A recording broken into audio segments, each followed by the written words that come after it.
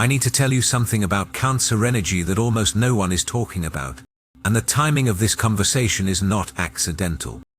We are living through a period where collective emotional wounds are surfacing at an unprecedented rate, where the old structures of how we relate to feelings, to family, to safety are crumbling, and Cancer, this deeply misunderstood water sign, holds a key that humanity desperately needs right now.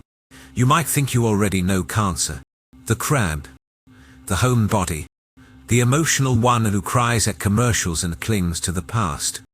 But I'm going to show you something far more profound, something that will change not just how you see this sign, but how you understand the entire architecture of emotional intelligence and protection in the human experience. Before we go further, I want you to check in with yourself right now. Have you noticed lately a strange exhaustion that sleep doesn't fix? A feeling that your emotional boundaries are paper thin? That you're absorbing everyone else's pain and anxiety?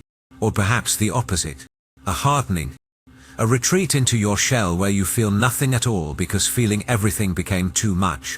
If you're nodding right now, you're already touching the Cancer frequency, whether you have Cancer placements or not.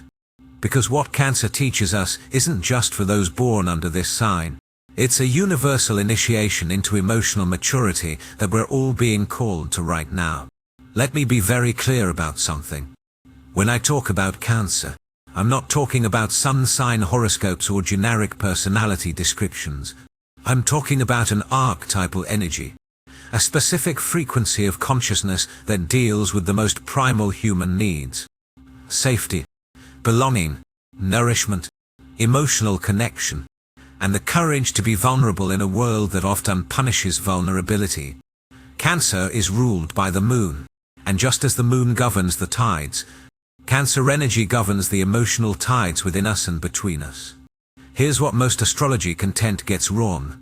They focus on Cancer's sensitivity as if it's a weakness, their moodiness as if it's a flaw, their need for security as if it's neediness. But what if I told you that Cancer's emotional intensity is actually a form of genius? What if their famous protective shell isn't about weakness at all, but about having felt so deeply, so completely, that they had to develop sophisticated defense mechanisms just to survive in a world that doesn't honor emotional truth? Think about the crab for a moment. This creature carries its home on its back.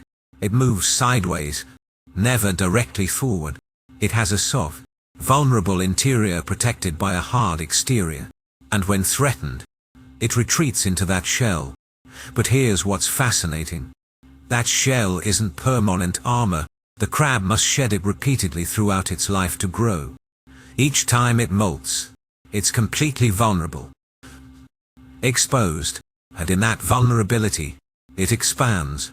It becomes more than it was. This is the Cancer journey in a nutshell. The constant dance between protection and vulnerability, between retreat and expansion, between holding on and letting go. And right now, in this particular moment of collective transformation, this dance has never been more relevant. Let me take you deeper into the psychology of this.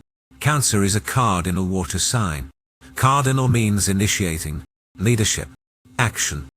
Water means emotion, intuition, the unconscious realm. So Cancer isn't passive emotionality, it's active emotional intelligence. It's the ability to feel into a situation, to sense what's needed, and to take action based on that emotional knowing. This is why Cancer energy is so oft unfound in healers, therapists, nurses, teachers, anyone whose work requires them to hold space for others' pain and transformation. But here's where it gets complex. To hold space for others, you must first have developed your own container. You must have done the work of understanding your own emotional landscape so thoroughly that you can navigate someone else's without losing yourself. This is the Cancer mastery that takes years, sometimes lifetimes, to develop, and many Cancers spend the first half of their life learning this the hard way, by absorbing everyone else's emotions, by losing themselves in caretaking, by building walls so high that no one can reach them. I want you to understand something crucial about how Cancer processes emotion. while other signs might intellectualize feelings or express them immediately. Cancer absorbs them. They take emotions into their body, into their cellular memory. This is why cancers often have such strong physical reactions to emotional experiences. Their stomach hurts when they're anxious. Their chest tightens when they're holding back tears. They literally embody their emotional reality. This isn't a design flaw. It's actually an incredibly sophisticated emotional processing system. By feeling emotions in their body, cancer develops an intuitive knowing that bypasses the rational mind. They can walk into a room and immediately sense the emotional temperature. They know when someone is lying. Not because of what's being said, but because they feel the dissonance. They can predict relationship dynamics, family patterns, emotional outcomes, because they're reading the energetic undercurrents that others miss entirely. But this gift comes with a price. When you feel everything, you need somewhere to put it. This is why cancer is so deeply connected to the concept of home. Not just a physical space, though that matters too, but an emotional home. A place, a person, a practice where they can finally let down their guard and just be. Where they don't have to manage anyone else's emotions or protect anyone else's feelings. Where they can cry, rage, laugh, rest without judgment. And here's what breaks my heart about how we treat cancer energy in our culture. We've created a world that demands constant productivity, constant positivity, constant forward motion. A world that sees emotional depth as inconvenient, that pathologizes sensitivity, that tells people to get over it, move on, don't be so dramatic. This world is toxic to cancer energy. It forces them to choose between authenticity and acceptance, between feeling deeply and functioning normally. So what do many cancers do? They split. They create a public persona that's functional, capable, maybe even cheerful, and they hide their true emotional reality behind that shell, sharing it only with a select few, if anyone at all. They become masters of emotional competition effortlessly, of seeming fine when they're falling apart inside. And the cost of this splitting is enormous. It leads to anxiety, depression, physical illness, relationship dysfunction, a deep sense of not being truly known or loved for who they really are. Does this resonate with you? Whether you're a cancer or not, have you felt this pressure to hide your emotional truth? To be less sensitive, less affected, less deep? Have you built your own shell, your own protective mechanisms, because the world didn't feel safe enough for your vulnerability? Now let me tell you why this matters so much right now. We are in the middle of a collective emotional reckoning. The old paradigm of emotional suppression, of toxic positivity, of pretending everything is fine when it's not, is collapsing. People are burning out. Mental health crises are skyrocketing. The structures we thought would keep us safe, our jobs, our relationships, our institutions, are revealing themselves to be far more fragile than we believed. And in this moment, cancer energy is being activated on a massive scale. Not just for people with cancer placements, but collectively. We're all being asked to develop our emotional intelligence, to learn how to feel without being destroyed by feeling, to create genuine safety rather than false security, to build homes within ourselves rather than depending on external structures that can crumble. This is the cancer initiation. And it's not gentle. It requires us to face everything we've been avoiding. Every unprocessed grief, every unexpressed need, every time we abandoned ourselves to keep the peace or maintain an image. Cancer energy doesn't let us bypass the emotional work. It demands that we go through it, that we feel it fully, that we integrate it into our being. Let me give you a specific example of how this plays out. Think about the Cancer relationship with family and ancestry. Cancer is the sign most connected to lineage, to family patterns, to inherited emotional wounds. Many Cancers feel a deep responsibility to their family, sometimes to the point of sacrificing their own needs and desires. They become the emotional caretakers, the ones who hold everyone together, who remember the birthdays and organize the gatherings and smooth over the conflicts. But underneath this caretaking often lies a complex web of unmet needs. The Cancer who takes care of everyone is often the one who never learned how to ask for care themselves.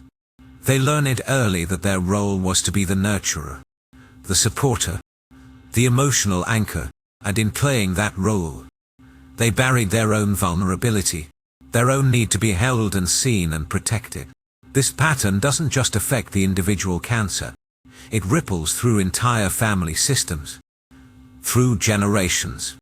The Cancer parent who can't show weakness raises children who don't know how to process their own vulnerability.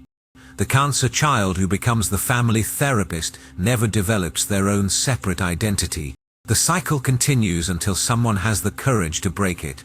And breaking it requires something that terrifies most Cancers: setting boundaries, saying no, disappointing people, letting others feel their own discomfort instead of rushing in to fix it. This feels like betrayal to the Cancer nervous system. It triggers their deepest fear, which is abandonment, rejection, being cast out of the tribe. Because for Cancer, belonging isn't just nice to have, it's survival. It's wired into their most primitive brain structures. But here's what I need you to understand about this fear. It's not irrational. For our ancestors, being cast out of the tribe was a death sentence. You couldn't survive alone. You needed the protection, the resources, the collective strength of the group. And Cancer carries this ancient memory in their bones. Their sensitivity to rejection isn't weakness. It's an evolutionary survival mechanism that kept our species alive. The problem is that we're no longer living in small tribes where belonging equals survival. We're living in a complex modern world where sometimes the healthiest thing you can do is leave relationships that are toxic. Set boundaries with family members who are harmful. Choose your own path even when it disappoints others. But the Cancer nervous system doesn't know this. It's still operating on ancient programming that says, stay with the tribe at all costs. This is why so many Cancers struggle with what I call the loyalty trap. They stay in relationships long past their expiration date. They keep giving to people who only take. They sacrifice their dreams to meet family expectations. They carry guilt that doesn't belong to them. And they do all of this because leaving, setting boundaries, choosing themselves feels like a betrayal of their deepest nature. Have you noticed this pattern in yourself? The way you stay in situations that hurt you because leaving feels worse. The way you prioritize everyone else's comfort over your own truth. This is Cancer energy in its wounded state, and the healing requires something radical. Learning that true loyalty includes loyalty to yourself. That you can't pour from an empty cup. That protecting yourself isn't the same as abandoning others. Let me take you into another dimension of Cancer that rarely gets discussed. Their relationship with time and memory. Cancer is the sign most connected to the past. They remember everything. The exact words someone said 20 years ago. The feeling of a childhood home. The taste of their grandmother's cooking. The way the light looked on a particular afternoon. This isn't nostalgia for nostalgia's sake. It's because Cancer understands something profound about how the past lives in the present. While other signs might focus on the future or live entirely in the now. Cancer knows that we are the sum of everything that came before. Every experience, every relationship, every moment of joy or pain has shaped who we are. And by honoring that past, by remembering it, by integrating it, we become whole. We stop fragmenting ourselves into acceptable pieces and start embracing the full complexity of our story. But this gift of memory can also become a prison. Some Cancers get so attached to the past that they can't move forward. They idealize what was and can't accept what is. They replay old hurts over and over, keeping wounds fresh that should have healed. They compare every new relationship to an old one, every new home to a childhood memory, and nothing ever measures up. They become stuck in a loop of longing for something that may never have existed the way they remember it. I've worked with so many Cancers who are haunted by their past. Not because terrible things happened, though sometimes they did, but because they never learned how to metabolize their experiences. They never learned that remembering doesn't mean reliving. That honoring the past doesn't mean being imprisoned by it. That you can carry your history without letting it define your future. This is where the Cancer molting process becomes essential. Just like the crab must shed its shell to grow, Cancer must periodically release old identities, old stories, old versions of home and family and safety that no longer serve them. And this process is terrifying, because when you shed your shell, you're vulnerable. You don't know yet what the new shell will look like. You're in between identities, in between homes, stones, right? In between versions of yourself. But here's the magic. This is where transformation happens, not in the safety of the old shell, but in the vulnerable space between shells. This is where Cancer discovers that they are not their protection mechanisms. They are not their roles or their relationships or their family patterns. They are something far more essential, far more resilient than any external structure. Now I want to address something that might be uncomfortable, but it's crucial: Cancer's shadow side. Because every sign has one, and pretending otherwise doesn't serve anyone. Cancer's shadow manifests as manipulation through emotion, as passive aggression, as playing the victim, as using guilt and obligation to control others, as emotional blackmail disguised as care. I'm not saying this to judge. I'm saying it because awareness is the first step toward healing. And the truth is light. When Cancer feels unsafe, when their needs aren't being met, when they don't know how to ask directly for what they want, they can resort to indirect methods. They might withdraw and expect others to chase them. They might create emotional crises to get attention. They might use their sensitivity as a weapon, making others feel guilty for hurting them even when no harm was intended. This happens because Cancer learned early that direct expression of needs was dangerous. Maybe they had a parent who punished vulnerability. Maybe they were shamed for crying or needing comfort. Maybe they learned that the only way to get care was to be sick or in crisis. So they developed these indirect strategies, these emotional manipulation tactics. Not because they're bad people, but because they're trying to get their needs met in the only way they know how. The healing here requires tremendous courage. It requires Cancer to learn direct communication. I need this. I feel hurt. I want your attention. I'm scared. Without the drama, without the manipulation, without the expectation that others should just know what they need without being told. This is incredibly vulnerable for Cancer. It means risking rejection. It means being seen in their need without any protective coating. But when Cancer learns this skill, when they can be direct about their emotional reality, something miraculous happens. Their relationships transform. Because people can finally respond to the real need instead of trying to decode the indirect signals. The emotional games stop. The resentment dissolves. Real intimacy becomes possible. Let me tell you about the Cancer gift that our world needs most desperately right now. The ability to create sanctuary, not just physical spaces. Though Cancers are often brilliant at that. But emotional sanctuary. The capacity to make others feel safe enough to be vulnerable.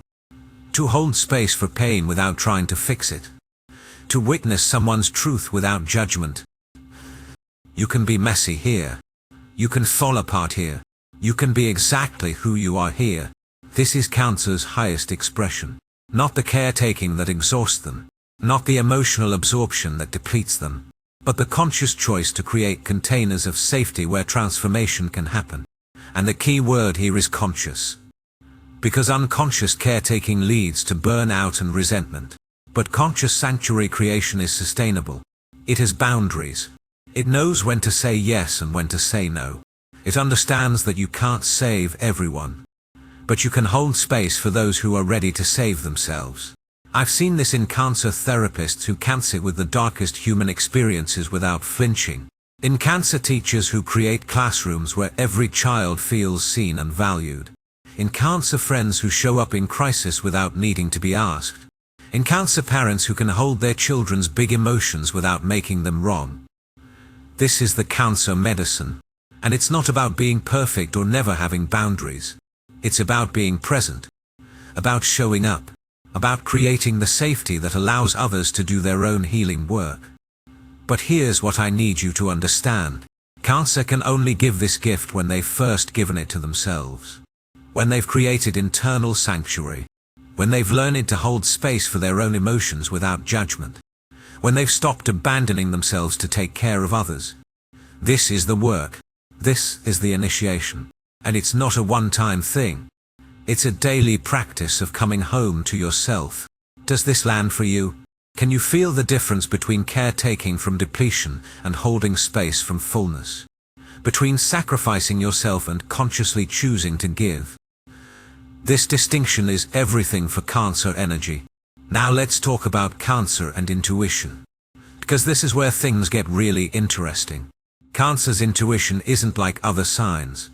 It's not the flash of insight that Aquarius gets or the gut knowing of Scorpio. Cancer's intuition is somatic. It lives in the body.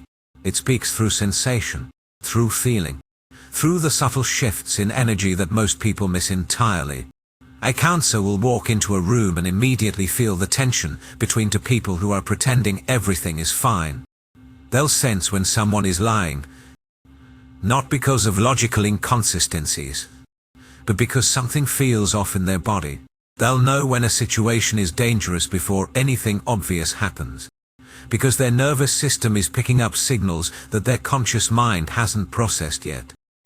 This is an incredibly valuable gift. But it's also exhausting, because Cancer is constantly receiving information that others aren't aware of. They're processing emotional data at a rate that can be overwhelming. And in a world that doesn't validate intuitive knowing, that demands logical proof for everything, Cancer often learns to doubt their own perception. They think, maybe I'm just being too sensitive. Maybe I'm imagining things. Maybe I'm overreacting. But here's what I want you to hear. Your sensitivity is not a problem to be fixed. Your emotional receptivity is not a weakness.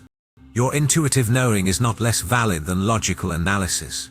Cancer teaches us that there are multiple ways of knowing, and emotional intelligence is just as important as intellectual intelligence.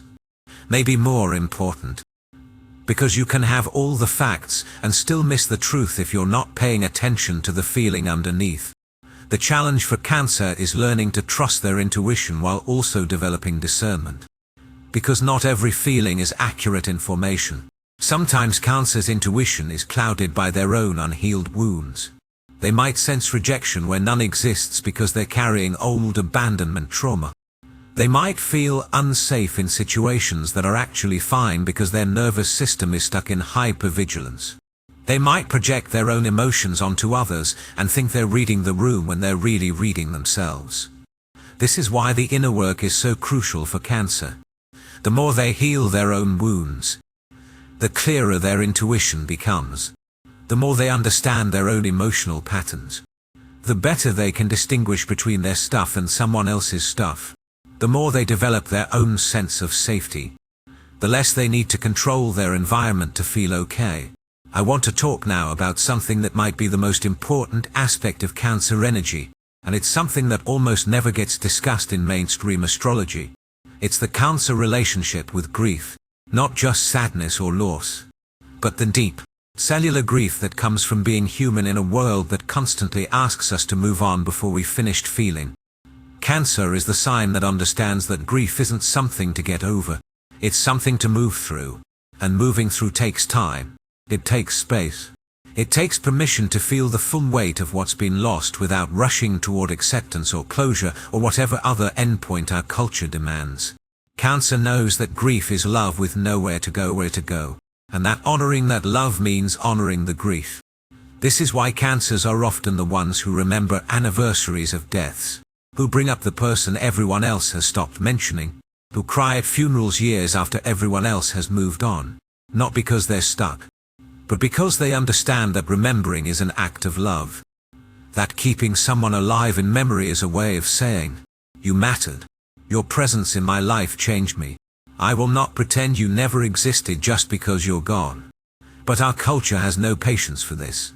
We're given 3 days of bereavement leave and expected to return to full productivity. We're told that if we're still sad after 6 months, We need therapy or medication. We're pressured to clear out belongings, to stop talking about the person, to find closure and move forward. And for Cancer, this feels like a violence, like being asked to amputate a part of themselves and pretend it never existed. What I've learned from working with Cancer energy is that unprocessed grief doesn't disappear. It goes underground. It becomes anxiety, depression, physical illness, relationship dysfunction.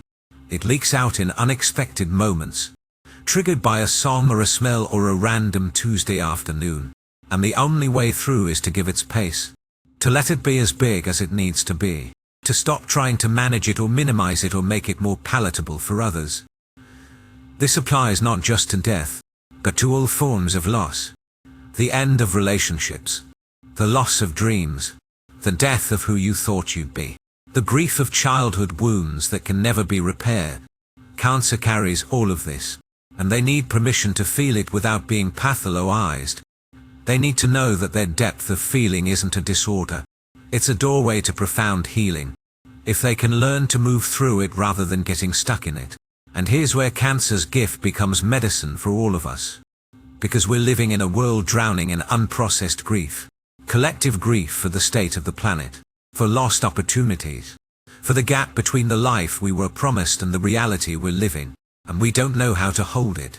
We numb it with substances, with business ends, with endless scrolling and consuming and distracting.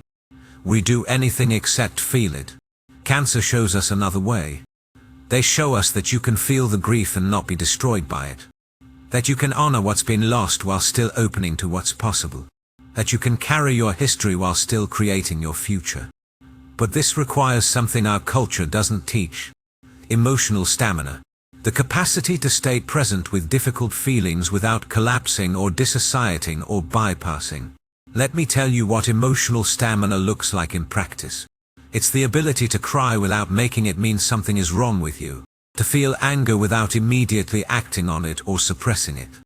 To sit with anxiety without needing to fix it right away. To experience loneliness without frantically trying to fill the void. To be with your own emotional reality exactly as it is. Without judgment, without agenda, without needing it to be different. This is advanced work. Most people can't do this. They need their emotions to be manageable, controllable, brief. But Cancer is being trained in something deeper. They're learning that emotions are energy in motions. And if you can stay present with them, they will move through you and transform. The sadness becomes tenderness. The anger becomes boundaries. The fear becomes wisdom. But only if you don't interrupt the process. Now I want to address the 3 Zodiac signs that are being particularly activated by this Cancer frequency right now. And why this matters for your specific journey. If you're a Cancer, Scorpio, or Pisces, the water signs, you're in the middle of a profound emotional recalibration. The old ways you've been managing your sensitivity aren't working anymore. The walls you built to protect yourself have become prisons, and you're being called to find a new way of being in the world that honors your depth without drowning in it. For Cancer specifically, this is about learning that you can be soft and strong at the same time. That vulnerability isn't weakness. That your emotional nature is your superpower, not your liability. You're being asked to stop apologizing for feeling deeply and start owning it as your gift. To stop shrinking yourself to make others comfortable and start taking up the space your soul requires. For Scorpio, this Cancer activation is teaching you about emotional transparency. You're so good at seeing into others, but you keep your own depths hidden. You're being called to let people see you, really see you, in all your complexity and contradiction. To stop testing people to see if they can handle you and start trusting that the right people will stay. For Pisces, this is about boundaries. You're so good at merging, at feeling into others, at dissolving the barriers between self and other. But you're being asked to develop a stronger container. To know where you end and others begin. To give from choice rather than compulsion. To understand that you can be compassionate without being consumed. But here's what's crucial. Even if you're not a water sign, this Cancer energy is touching you. Because we're all being asked to develop our emotional intelligence right now. To stop bypassing our feelings and start befriending them. To create internal safety rather than depending on external circumstances to make us feel okay. To build real intimacy rather than settling for surface connection. Let me give you a specific practice that embodies Cancer wisdom. It's something I call the emotional inventory. Once a day, preferably at the same time, you sit quietly and ask yourself, what am I feeling right now? Not what you think you should feel. Not what makes sense to feel. But what's actually present in your body and heart in this moment. And you name it. Sad, angry, scared, excited, numb. Whatever is true. Then you ask, where do I feel this in my body? Is it tightness in your chest? Heaviness in your stomach? Tension in your shoulders? You locate the sensation.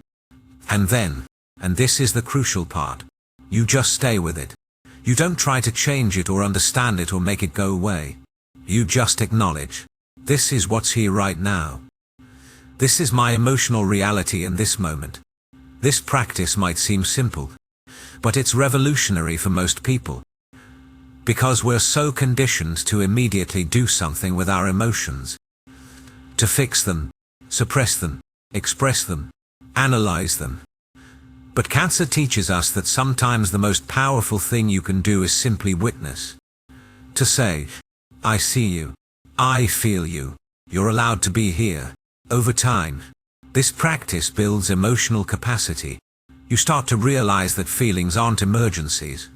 They're information. They're energy. They're part of being human. And you can hold them without being overwhelmed by them. You develop what I call emotional flexibility. The ability to move between different feeling states without getting stuck in any one of them. This is the Cancer mastery.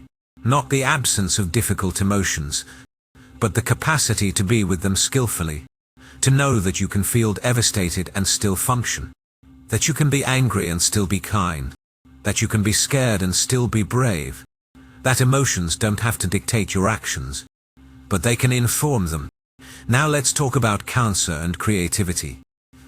Because this is where their emotional depth becomes tangible magic. Cancer creates from feeling. Their art, their writing, their music, whatever form their creativity takes, it's always infused with emotional truth. They're not interested in intellectual concepts or abstract ideas. They want to capture the feeling of a moment, the texture of a memory, the essence of an experience. This is why Cancer artists often create work that makes people cry. Not because it's sad, though it might be, but because it touches something real. It bypasses the defenses and speaks directly to the heart. It reminds us of our own experiences, our own losses, our own tender places. It makes us feel less alone in our humanity. But here's what many Cancers struggle with. They're afraid their work is too personal, too emotional, too much. They worry that no one will relate to their specific experience. They hold back, edit themselves, try to make their work more universal by making it less specific. And in doing so, they lose the very thing that makes their work powerful. The truth is, the more specific you are, the more universal you become. When you write about your grandmother's kitchen, you're writing about everyone's longing for home. When you paint your own grief, you're painting the human experience of loss. When you sing your own heartbreak, you're giving voice to everyone who's ever loved and lost. This is the Cancer gift. The ability to transform personal experience into collective healing. And right now, we need this more than ever. We need art that feels real, stories that don't shy away from pain, music that lets us cry, spaces that feel like home. Cancer creates all of this, but only when they stop apologizing for their sensitivity and start celebrating it as their creative fuel. I want to end by talking about what I call the Cancer promise. It's the promise that if you do the work of healing your relationship with your own emotions, if you learn to create safety within yourself, if you develop the courage to be vulnerable while maintaining boundaries, something extraordinary happens. You become a lighthouse for others who are lost in their own emotional storms. You don't have to do anything special. You don't have to fix anyone or save anyone. You just have to be someone who has learned to navigate the depths without drowning. Someone who can feel deeply and still function. Someone who can hold space for pain without being destroyed by it. And your very presence becomes healing. This is what the world needs from Cancer energy right now. Not more caretaking that leads to burnout. Not more emotional absorption that leads to depletion. But conscious, boundary, sustainable emotional leadership. The kind that says, I've been in the dark, and I found my way through. I've felt the grief, and I'm still here.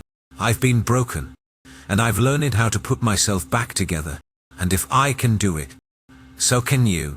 This is the Cancer initiation we're all moving through right now. Learning that emotional depth isn't something to fear or fix. It's something to honor and integrate. Learning that sensitivity isn't weakness. It's a form of strength that our world desperately needs. Learning that home isn't a place you find. It's a feeling you create within yourself, and then extend to others. So if you've been feeling the exhaustion, the overwhelm, the sense that your emotional boundaries are dissolving, know this: you're not falling apart. You're being initiated. You're learning to hold more, to feel more, to be more than you've ever been before. And yes, it's uncomfortable. Yes, it requires you to shed old shells and old identities. Yes, it asks you to be vulnerable in ways that terrify you. But on the other side of this initiation is a version of you that knows how to be fully human. That can feel everything and be destroyed by nothing. That can love deeply without losing yourself. That can create sanctuary wherever you go. Not because you're trying to,